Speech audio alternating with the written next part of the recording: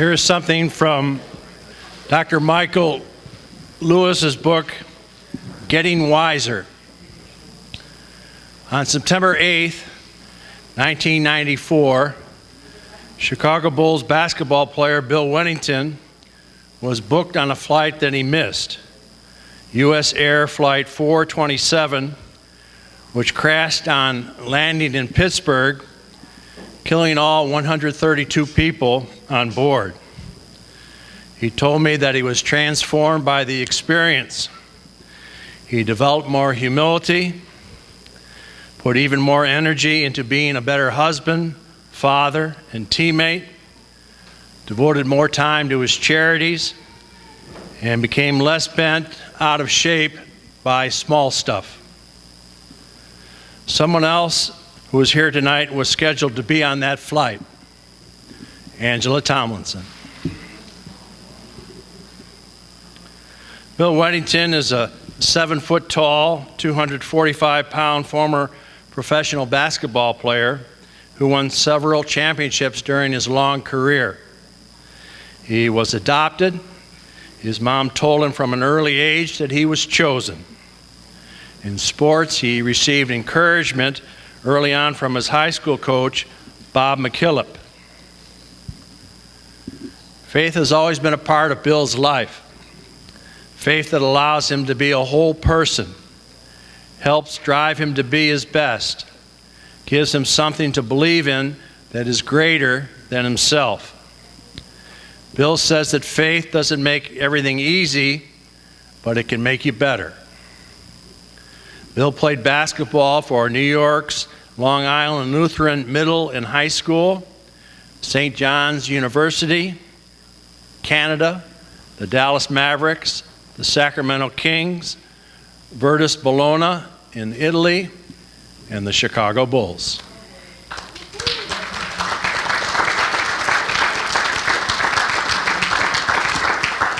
He played for 11 seasons in the NBA. As a high school player, Bill led his team to the state title. At St. John's University, Bill, the broadcasting major, played in the NCAA Men's Final Four as a member of the 1985 Redmen. After Bill's early years with the NBA Mavericks and Kings, his career stalled, and he signed with Virtus Bologna in Italy. He did it with the support of his wife, Ann, although she was 7 months pregnant with their son, Rob. Bill earned 1 championship ring from Virtus Bologna and an MVP in the playoffs. His fine performance in Italy led to his signing with the Bulls and the opportunity to play on some of the greatest teams in NBA history. Bill has 3 championship rings with the Chicago Bulls. He retired as a player after the 1999-2000 season. Today, the former Canadian Olympian and McDonald's All-American is a broadcaster for the Bulls. Bill has been inducted into the Quebec Basketball Hall of Fame, the Canadian Basketball Hall of Fame, the Chicagoland Sports Hall of Fame, and the Sports Faith Hall of Fame. Bill was a broadcasting major. Now he is a broadcaster for the Bulls. I think he is qualified to be a lector.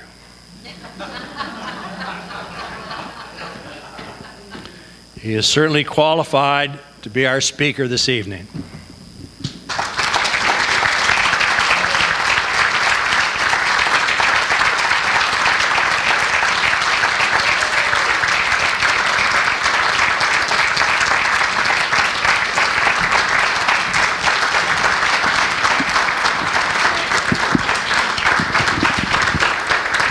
Thank you.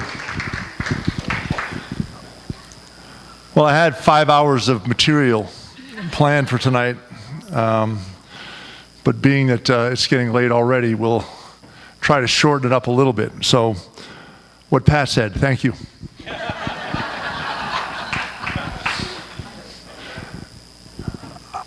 Good evening. I am Bill Wennington. and I am the Chicago Bulls radio color analyst. I'm here to share my journey, a story of family, faith, basketball, and finding my place in this world. So I'll start at the beginning, in Montreal, Canada, where I was born. I was given up for adoption at birth. And I've always known I was adopted. My mother told us from a very young age, from whenever I can remember, that, as Pat said, not only was I born to two loving people that wanted to create a life, but I was chosen by two loving people that couldn't have children. So I am one of 4 adopted children. I have 2 sisters and a brother, all adopted from different families at different times, and I am the oldest. My mother telling us that I was adopted always gave me, and that I was chosen, always gave me a sense of belonging and a sense of being. I should start timing myself, or we will be here till 10 o'clock. That I felt that I was where I belonged. I didn't feel slighted, because I know a lot of adopted children, people, that felt they didn't fit in. I always felt I fit in, and I was where I was supposed to be. As a child, I played a lot of sports. Sports were very big in my life. Obviously, in Canada, I played hockey, baseball, soccer. I swam on a swim team. I played water polo. I played volleyball, and I even played 1 year of football as a youngster. But then again, in 10th grade, I played football, and I was a very good tight end, and I could throw the ball 60 yards, Pat. I don't know if that means anything today, but but I love sports. I love playing. Unfortunately, I didn't pick up basketball because I was in Canada until I was 11 years old. And thanks to Doug Alexander, who was a local newspaper reporter that was happened to be swimming at the same swimming pool I was doing swimming lessons, swim team at, saw me, and he was playing with all the kids, and came up to me and was talking to me and asked me if I'd ever played basketball, because I was rather tall. And I said, no, I hadn't. He goes, oh, wow, how old are you, 16, 17? I said, no, I'm 11. And he said, wow, would you be interested? I said, well, my mom's over there. You can go talk to my mom. And they exchanged numbers, and that year was the first year that I played basketball, mostly because I couldn't get skates anymore because I had a size 14 foot, and they just did not have skates that fit me at that time. And I want you to realize now, I'm 11 going on 12 years old, I was 6'2". You know the average size of a 12-year-old is 4'10". So that first year was very important, basketball.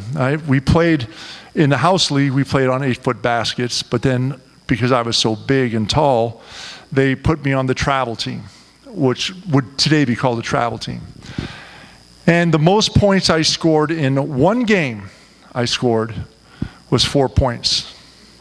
I want to remind you, I'm 6'2", and everyone else is 4'10".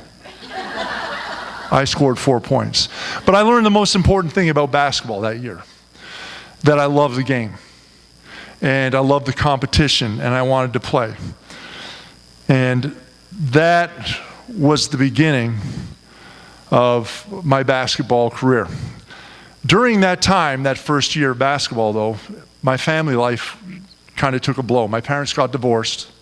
My mother left, and she actually left the country, and it was a very trying, difficult time for us as a family, and again, I had to find myself. And at this point, I didn't mention, religion wasn't big. I was born Protestant. And I remember as a child going to Sunday school once as a child. So religion and faith were not a big part of my life at that time. And going through the family's divorce was a difficult time. As I said, my first year of basketball, I loved the game. And I wanted to get better at it, so I was looking for things to do, places to go to play basketball in Canada, and there weren't many places. It's not like here in the States now where there's open gyms all over the place and you can go to the park and play basketball. We couldn't do that in Canada. So finally I found a basketball camp that was at a rival high school, and it was 2 miles away. But it was during the week. My father worked and couldn't drive me. And he goes, Billy, if you can get there, you can go. And so me and my best friend, we both liked basketball, walked the 2 miles to camp every day for 2 weeks, Monday through Friday. And long journeys, especially the way home after running around the gym. But it really helped me to build discipline and dreams of basketball and what we wanted to do, Mark and I, during those walks. And I really believe that was a strong growth period for me with basketball. In 10th grade in high school, my high school team, we won the equivalent of state championship, the Quebec Provincial State Championship, and I was the MVP. I'm 15 years old, on the best basketball team, high school basketball team in the state, in the province, and I'm feeling pretty good about myself. I had been playing basketball the year before in the summertime on Les Espoirs du Québec, which is the Quebec provincial team for juniors, the younger players. But that summer after my 10th grade, I went to New York to visit my mother, who had relocated to New York, and she had remarried to my stepfather, Gary. And I went there for a visit. And good summer, but I did not play basketball at all. And at the end of the summer, I found out that it really wasn't just a visit. It was a trial period for my mother and stepfather, if they could handle financially taking care of me and living with me. Because at the end of the summer, when it was time to go home, they asked me to call my father, who told me I wasn't welcome home. He had remarried, and his new wife was not a fan of Bill Wennington. So my mother and stepfather welcomed me to their home and asked if I'd like to stay with them. And of course I said yes. And that again, having to deal with rejection and not being wanted, was a difficult time. And I rebelled a little bit at that time. But my mother had done some homework during the summer, and she'd found a good school, which is now called Lou High, Long Island Lutheran High School. And it had a very good basketball tradition. And the coach there was Bob McKillop. And Bob, it was a private school. We couldn't afford to send me to a private school. So Bob McKillop, heard that I was 6'10", 16 years old, decided he might take a chance on me. But before I went, I had to pass the entrance exam. And I also he wanted to see if I could play basketball or if I was just 6'10", and that's all. So I went to camp about 2 weeks before school started, and it was just a regular basketball camp, and there were a couple of my teammates on that team who I didn't know yet. And again, I had just won the MVP in a provincial tournament back in Canada. I'm 6'10", and I'm thinking I'm pretty good, and I quickly found out that I was just 6'10". I was not disciplined, I was not skilled, and I had no stamina. They ran circles around me. But I must have done something because Bob wanted me to go to Lou High. So I passed the entrance exam, and I remember that first week of school, Bob called me in his office. And he asked me, how much do I love basketball? And I said, yes, Coach, I love basketball. He goes, well, how good do you want to be? I said, Coach, I want to be as best as I can be. I want to be the best possible basketball player that I could possibly be. He goes, well, Billy, I can help you become that player. But I have to ask you some questions first. He goes, if you're a good shooter, are you a good basketball player? No, Coach, you're a good shooter. Ah, Billy, you're a lot smarter than you look. That's right. He goes, if you're a good dribbler, are you a good basketball player? I said, no, Coach, you're a good dribbler. And that went on through the whole thing for 5 minutes, just every skill you could possibly have. And he goes, so what do you have to do to be a good basketball player? I said, well, Coach, you have to do everything. You You have to be able to shoot, dribble, pass, be a good teammate, play defense. He goes, exactly. He says, wouldn't you say you have to be a whole player to be a good basketball player? And I said, yes, coach. I agree with that. He goes, all right. Well, he goes, how much basketball do you play every day? And I knew this was a trick question. I said, oh, coach, I play at least 2 hours every day. I hadn't touched a basketball all summer. He goes, oh, that's good. That's a lot. Wow. That's pretty good. He goes, well, what do you do with the other 22 hours? What do you mean? Well, what do you do? What are you doing with your life? I said, well, I go to school. I sleep for 8 hours.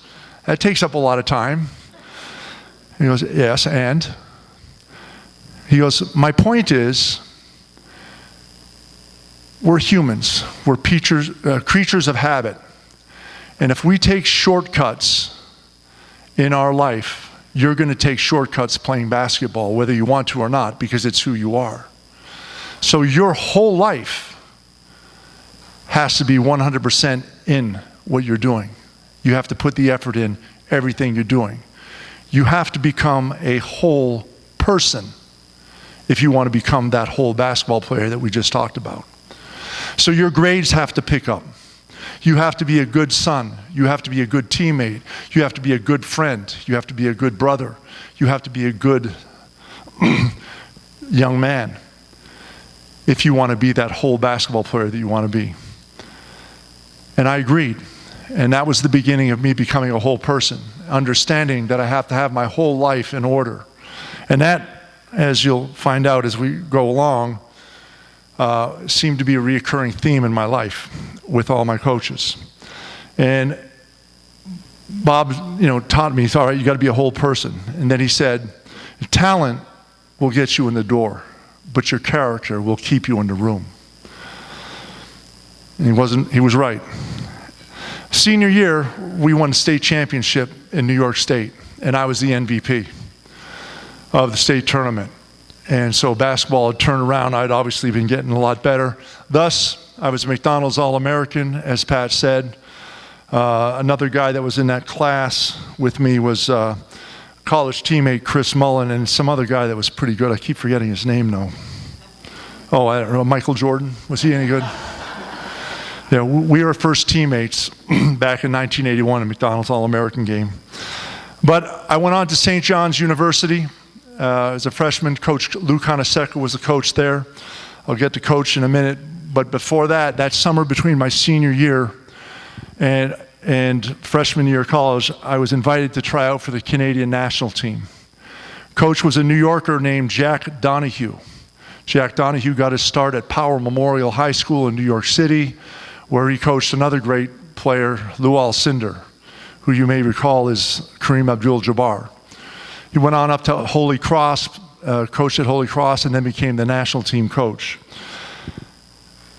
Coach Donahue was a caring, faith-driven coach, Irish Catholic, often brought us to his home, and that was the first time, other than Bob, that any coach has ever talked about religion and faith with me.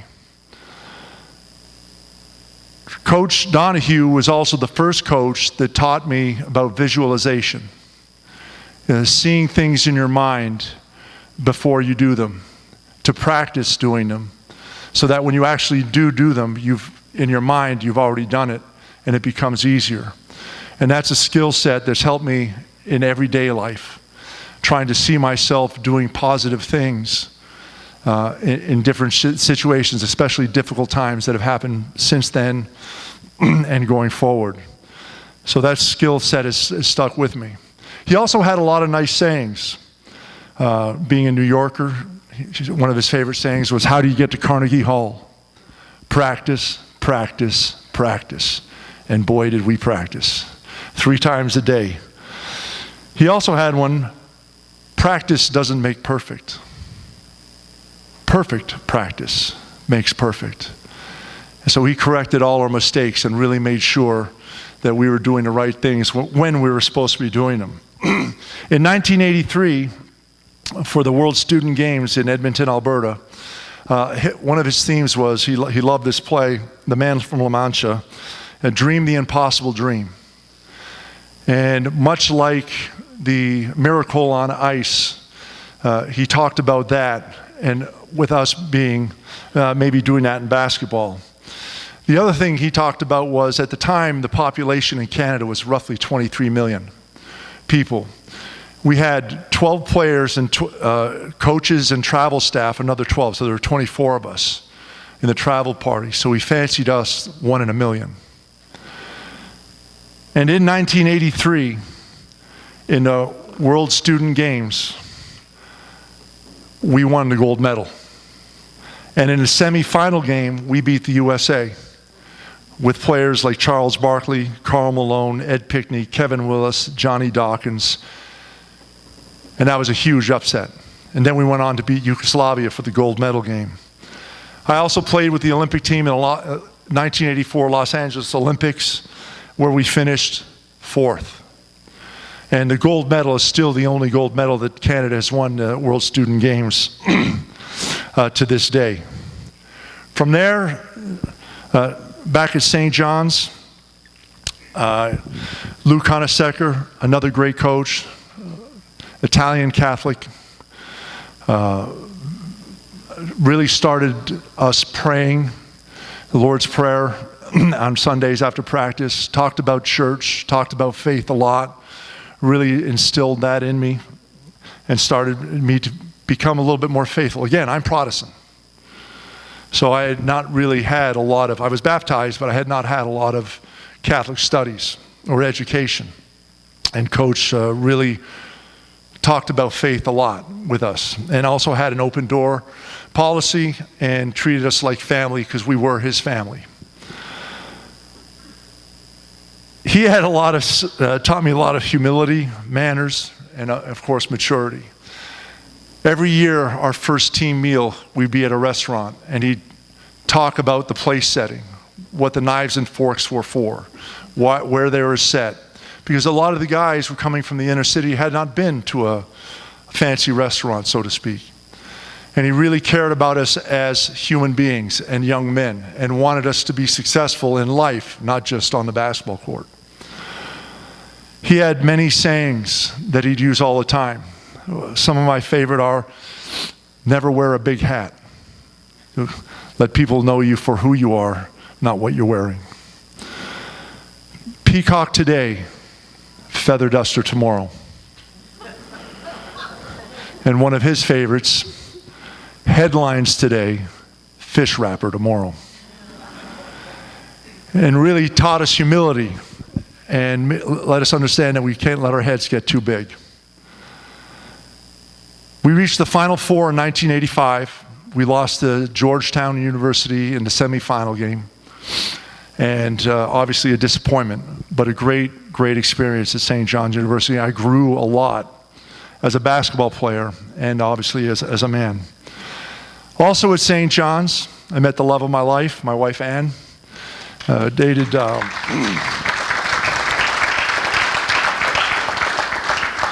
really has been my rock throughout my whole career. You like to say you meet that special person. She knew what she was signing up for. And she knew what kind of life she was in for, and she was well prepared and able to take care of it.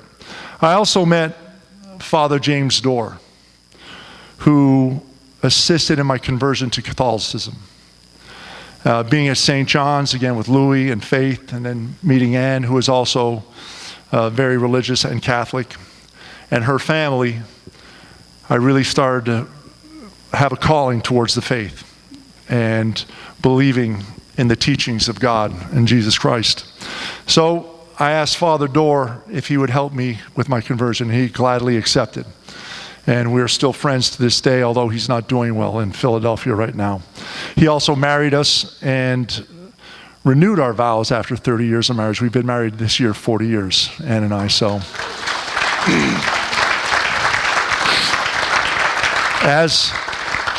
As I like to say, St. John's was very, very good to me. Then came the NBA. I was drafted by the Dallas Mavericks, the 16th pick overall. and spent 5 years playing in Dallas. The toughest year was my 4th year.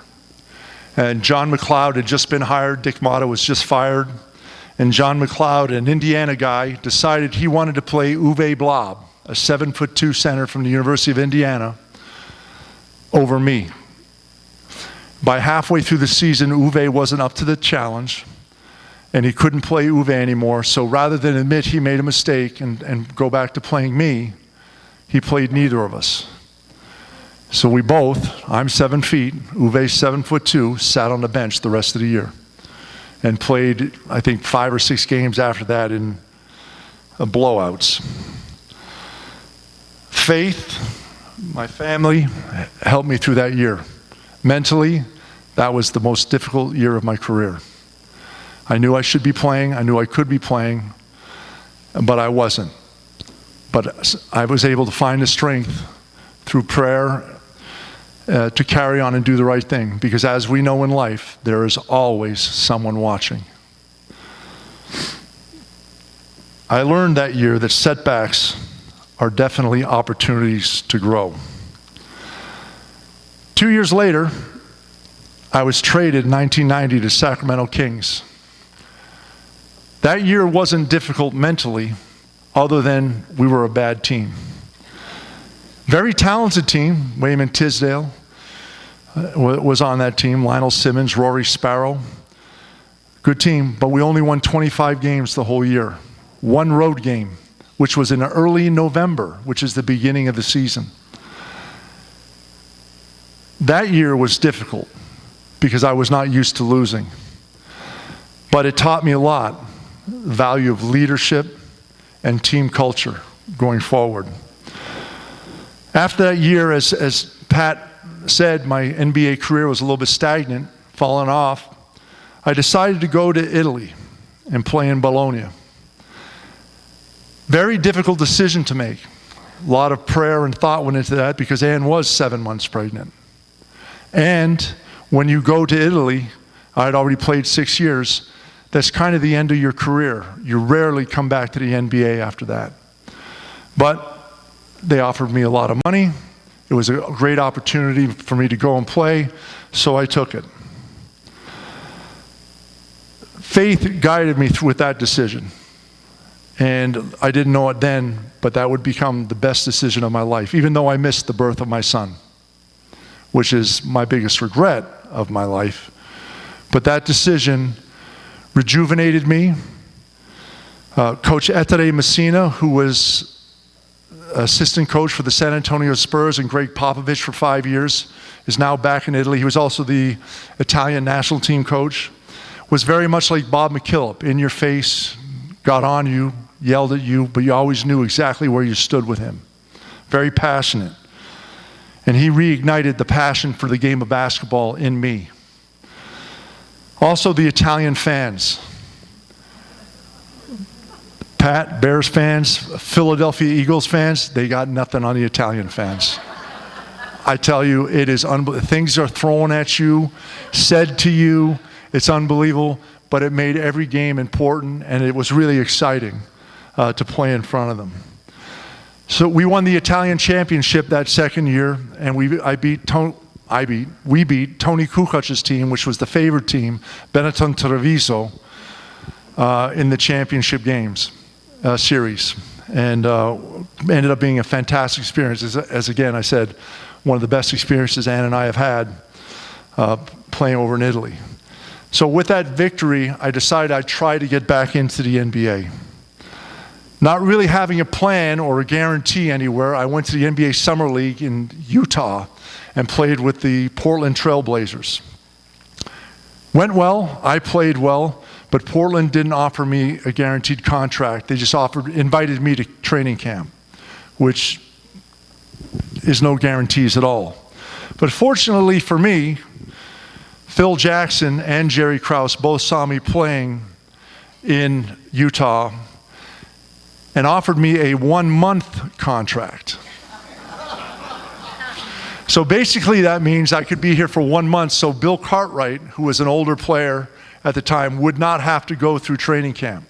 I would basically take his place in training camp so he wouldn't have to work out. And then in November, he could slowly start working his way back into shape because he was an older player.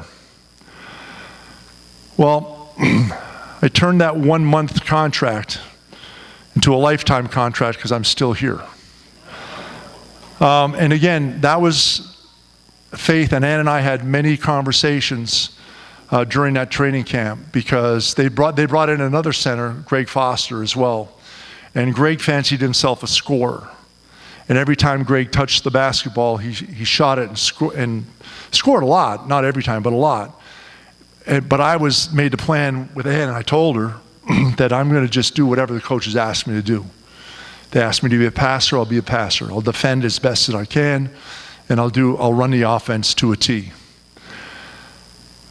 That paid off because at the end of my career, when second year doing radio, Tex Winter told me that he wanted to cut me that year because Greg was a better shooter than me, but I proved him wrong. I was the better shooter. I was just doing what they were asking me to do.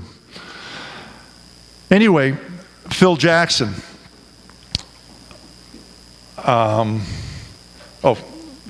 I get to Chicago, we're training, we're working out, and I'm there 1 week, and Michael Jordan retires. Goes to play baseball. And I remember sitting on the sideline the next day, stretching out before we worked out. This is before training camp, talking to Steve Kerr and saying, timing is everything. I guess we missed the boat. Little did we know that our wildest dreams were going to come true very soon. Phil Jackson, best coach I ever played for. And Phil was a master at understanding players' emotions, strengths, and weaknesses. It seemed every time that I was getting disgruntled and upset with playing time, Phil would come in, give me some words of encouragement, tell me to get ready as we were playing the New York Knicks and Patrick Ewing, or Indiana and Rick Smits, and that they were going to need me out there and play. And that really helped me out throughout my whole time, because as a player, everyone wants to play. And I wasn't the starter. Luke Longley was the starter. And I wanted to play more. And I'd get frustrated at times when I thought I should be playing more. But Phil was very good at making sure that I still felt wanted, needed, and was necessary for the team. Phil used a lot of Native American traditions and Buddhism principles to keep us all on the same page and to keep us learning and playing as a team, working together. And it was really a neat concept because we had a wide variety of social dynamics on that team. We had inner city kids, we had suburban kids, we had foreigners, we had a Canadian, and we're all learning things different, but he was teaching us all new skills and ways to work together to keep us playing the best, to be the best team that we could be. The triangle offense. A lot of people even tonight were asking about the triangle offense. It's all about spacing. And the neat thing about the triangle offense is it's not a set play. It's not A, B, C, and you connect the dots. Yeah, yes, A, B, C, D, E, F, G, the whole alphabet is there. But if the defense takes something away, we can go A to D. And that signifies a whole different play and a whole different set of options. And I remember my first week of training camp, I'm running a play and I get stuck and I just freeze. And I'm stopped. Phil stops practice. He said, "Billy, where are you going?" And I had to look at him and say, "Coach, I don't know. I'm lost." It's all right. Look around right now. Where are the open spots in our offense? And there's usually 2 open spots always on the floor. And I said, over there and on the wing. So go to them. Just go to a spot. If you don't know where you're supposed to go, just go to an open spot. You never want to find yourself standing next to a player, not moving. He said, the only mistake you can make in this offense is standing still.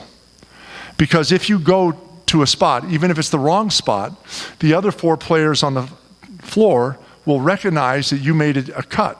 And it doesn't matter why you made that cut or went to that spot.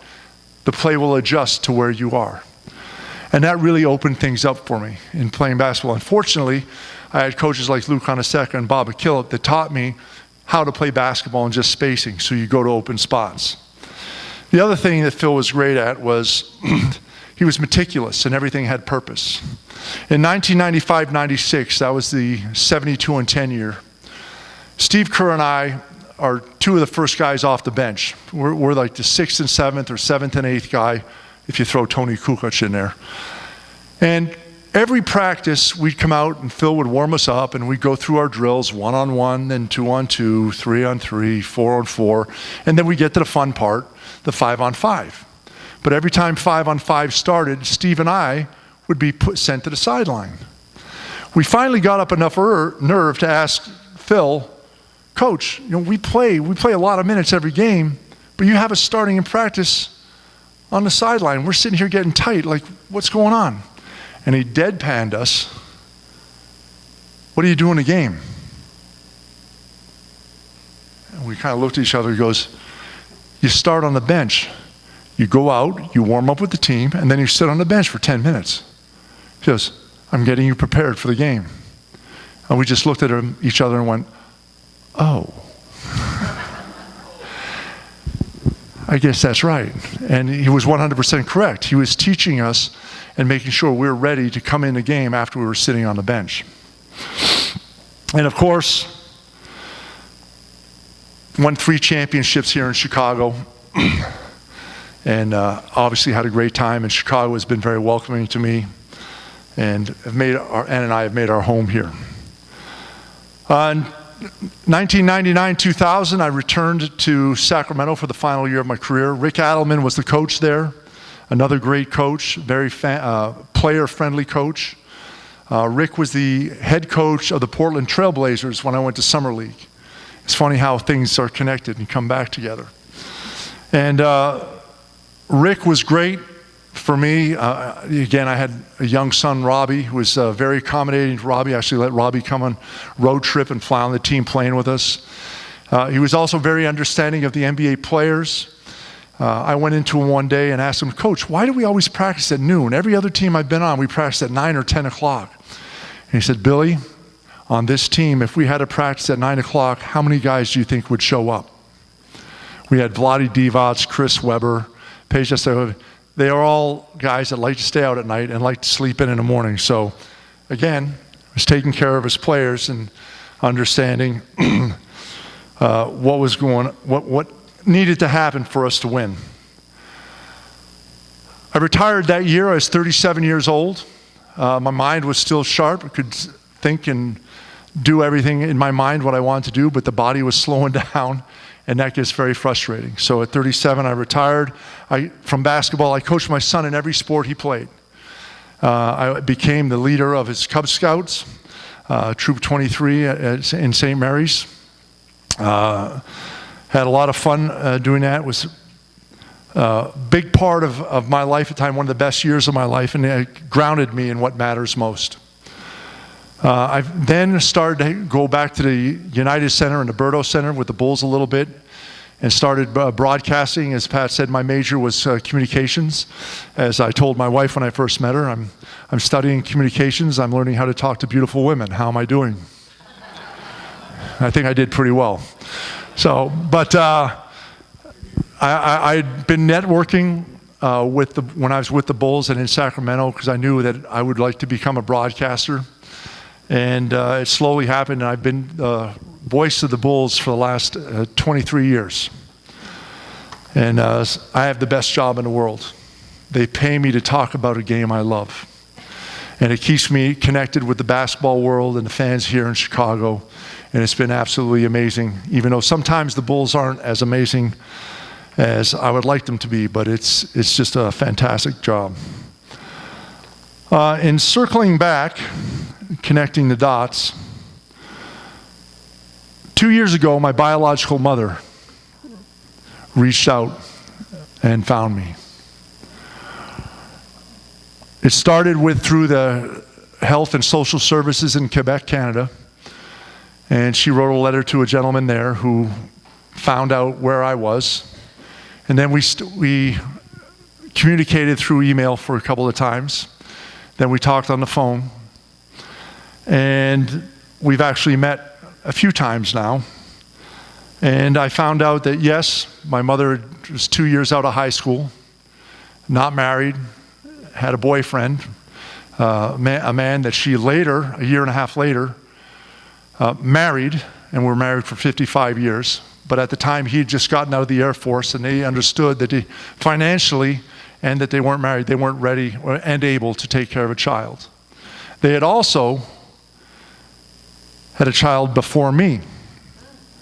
So I have a biological sister who in 1997 found them.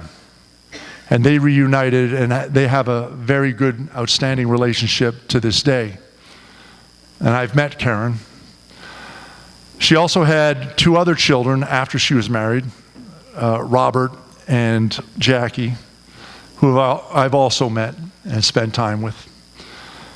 And found out through them the trials and tribulations they had, and how much she thought about me and my life, what was going on. She had no idea who I was, had no idea that I played basketball or anything, so it was a shock to her. Actually, funny story, sorry for another day, but my biological father, Alex, passed away in 2019, and that's when my biological siblings coaxed my mother into looking for me and finding out. She'd mentioned me a few times. I am truly blessed. I've been blessed with 2 families, adoptive parents who cared, raised me, and brought me up with love and compassion, and a biological family that gave me life, that loved life enough to have me and give me up so that I could prosper and have a good life. In closing, basketball has shaped me into a better man, better husband, a better father, and a better person. Mentors like Bob McKillop, Jack Donahue, Lou Conaseca, Phil Jackson, Rick Adelman taught me faith, work ethic, and balance. And most importantly, God has been there with me through it all. My journey from Montreal to NBA champion to broadcaster and reunited son shows challenges are opportunities, and blessings are to be shared. Thank you for listening. Chase your dreams, lean on faith, and be someone's hero. Thank you very much.